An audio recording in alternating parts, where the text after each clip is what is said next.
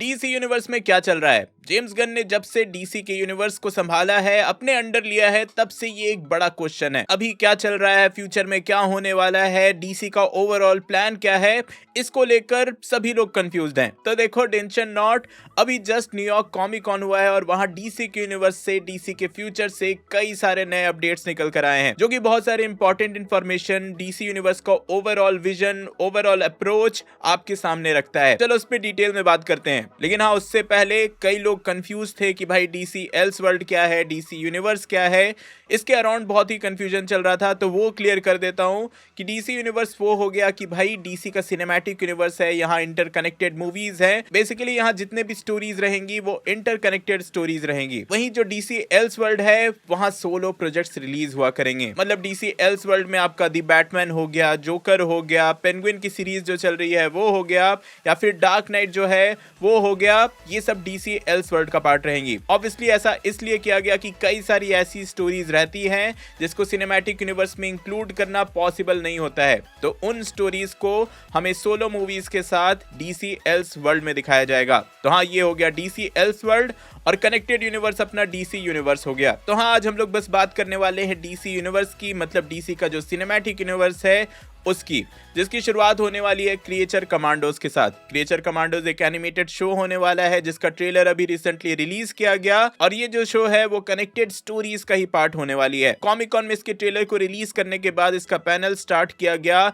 जहां कई सारे डिटेल्स जेम्स गन ने खुद दिए। सबसे मेजर डिटेल जो उन्होंने रिवील किया वो ये कि ऐसा नहीं है कि डीसी यूनिवर्स में पिछले इवेंट्स को मेंशन नहीं किया जाएगा। कुछ पिछले इवेंट्स जरूर होंगे जिनको कैनन माना जाएगा, जो कि स्टोरी का पार्ट होंगे। जेम्स गन ने क्लियरली मेंशन किया है कि कुछ इवेंट्स प्रीवियस मूवीज से होंगे जिसका मेंशन अपकमिंग मूवीज में किया जाएगा, और इसके लिए स्पेसिफिकली उन्होंने एग्जांपल दिया कि जैसे रिक फ्लैग जूनियर का जो कैरेक्टर था, जो द सुसाइड स्क्वाड में था, वो कैरेक्टर ऑलरेडी डेड है। इसको ऑलरेडी डीसी के न्यू यूनिवर्स में भी एस्टैब्लिश कर दिया गया है। तो हाँ, एक तरह से कह सकते हो कि जेम्स गन ने पिछली जो मूवीज बनाई है, शोज जो बनाए हैं, वो अपकमिंग डीसीयू में कैनन होने वाले हैं। जैसे कि द पीस मेकर ले लो या फिर सुसाइड स्क्वाड ले लो। आपको बता दूं कि जेम्स गन ने रिक फ्लैग जूनियर के बारे में क्लियरली मेंशन करते हुए ये बोला कि क्रिएचर कमांडोज में इस कैरेक्टर का मेंशन होगा, और क्रिएचर कमांडो की सीरीज में ही हम लोग रिक फ्लैग सीनियर से भी मिलने वाले हैं। फिर हाँ, यहाँ पर एक क्वेश्चन आता है कि भाई सिंस ये सिनेमैटिक यूनिवर्स का पार्ट है, तो क्या इसका ओवरऑल कैसा विजुअल होगा,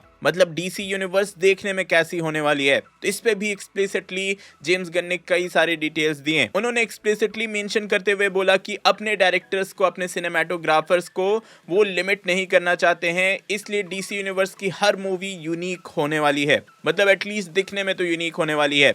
स्टोरीज भले ही इंटरकनेक्टेड होगी, बट एस्थेटिक अपील जो इन मूवीज का होगा वो कंप्लीटली डिफरेंट होगा, कंप्लीटली यूनिक होगा। आपको देखकर पता चल जाएगा कि ये सुपरमैन की मूवी है या बैटमैन की मूवी है या सुपर गर्ल की मूवी है। बेसिकली हर मूवी का एस्थेटिक जो है वो डिफरेंट होने वाला है, यूनिक होने वाला है, अपना कलर ग्रेडिंग होने वाला है, अपना सिनेमैटोग्राफी होने वाला है। वो डायरेक्टर्स और सिनेमैटोग्राफर को इसमें लिमिट नहीं करना चाहते हैं। देन क्रिएचर कमांडोज पे बात करते हुए उन्होंने ये मेंशन किया कि यहाँ रिक फ्लैग सीनियर का कैरेक्टर सबसे ज्यादा इंपॉर्टेंट होने वाला है, और ये जो कैरेक्टर है वो पहले क्रिएचर कमांडोज में अपना अपीयरेंस तो देगा ही, लेकिन इसके बाद इसके 2 और प्रोजेक्ट्स आएंगे। मतलब ये character in total 3 DCU projects में दिखने वाला है।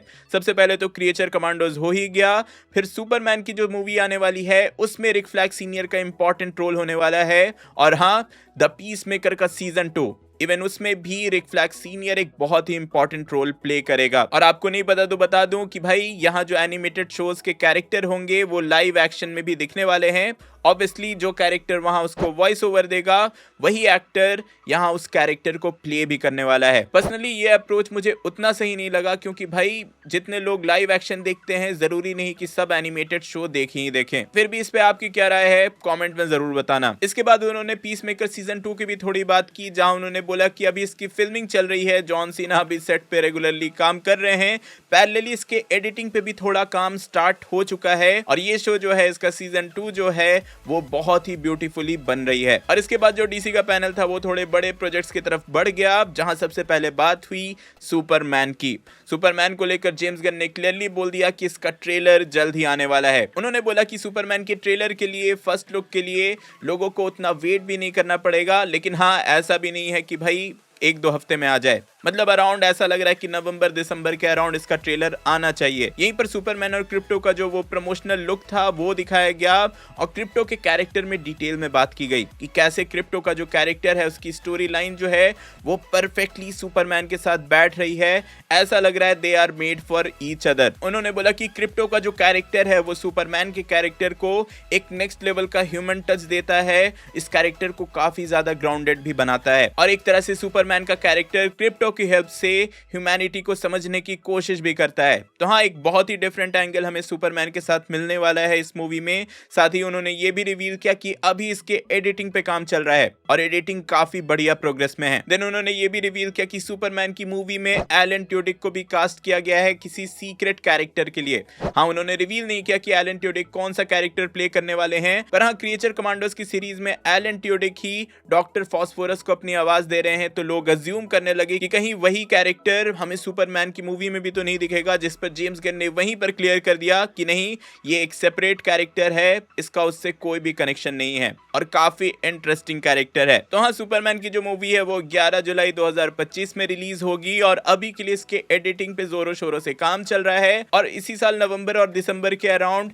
इसका ट्रेलर रिलीज हो जाना चाहिए। इसके बाद ये पैनल आगे बढ़ा सुपर गर्ल की तरफ, जहां उन्होंने स्टार्टिंग में ही बोल दिया कि भाई इसकी जो फिल्मिंग है वो जनवरी 2025 में यूके में स्टार्ट हो जाएगी। क्रेग गैलेप्सी सुपर गर्ल के डायरेक्टर होने वाले हैं और एना नोगेरा ने स्टोरी लिखी है। जेम्स गन ने एक्सप्लिसिटली ये भी मेंशन किया सुपर गर्ल को लेकर कि ये एक कंप्लीटली डिफरेंट टाइप की सुपर हीरो मूवी होगी जो कि अभी तक ऑडियंस ने नहीं देखा है। देन हाँ, उन्होंने यहाँ ये भी कंफर्म कर दिया कि डीसी के कॉमिक्स से रुदी का जो कैरेक्टर है वो भी सुपर गर्ल की मूवी में दिखने वाली है और साथ ही इसकी जो एक्ट्रेस होंगी वो मिली अल्कॉक के साथ ऑलरेडी स्क्रीन टेस्ट कर चुकी हैं। हाँ, उन्होंने ये नहीं रिवील किया कि कौन सी एक्ट्रेस ये कैरेक्टर प्ले करेगी। उन्होंने इसके स्क्रीन प्ले का स्टोरी का पूरा क्रेडिट दिया राइटर एना नोगेरा को, ये बोलते हुए कि एना नोगेरा ने जब पिच किया था तभी ये स्टोरी इतनी कमाल की लग रही थी और फर्स्ट ड्राफ्ट के बाद वो श्योर हो चुके थे कि भाई इसी स्क्रीन प्ले पे ये मूवी बननी चाहिए और फर्स्ट ड्राफ्ट के बाद से ये जो इसका स्क्रीन प्ले है वो और ज्यादा टाइम के साथ इंप्रूव ही हुआ है। Then in the end James Gunn ने बात की लैंटर्न्स की सीरीज के बारे में।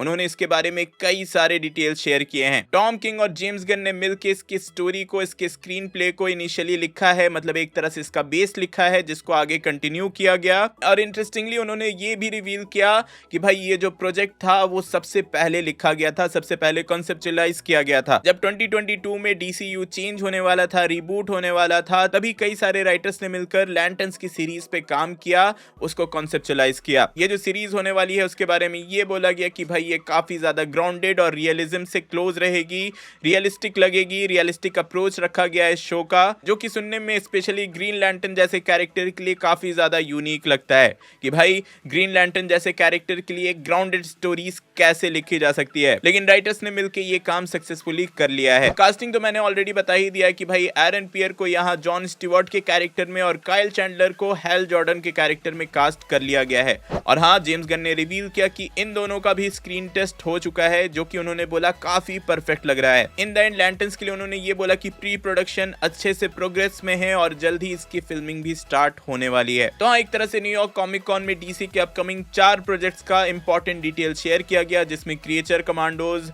सुपरमैन, सुपर गर्ल और लैंटर्न्स की सीरीज, ये 4 हो गई, जो कि डीसी फैंस के लिए काफी इंटरेस्टिंग अपडेट थे। वैसे डीसीयू का जो पूरा फ्यूचर होने वाला है, जो जेम्स गन ने ऑलरेडी रिवील कर दिया था, उसके बारे में जानने के लिए आप ऊपर वाली वीडियो देख सकते हो, काफी इंटरेस्टिंग है। और सुपरमैन का एक जो न्यू लुक आया था उस पर बात करते हुए मैंने एक डिटेल्ड वीडियो बनाई है, तो वो देखने के लिए नीचे वाली वीडियो जरूर देखना। मैं मिलता हूँ आपको नेक्स्ट वीडियो में। टिल देन बी देसी बी नर्ड।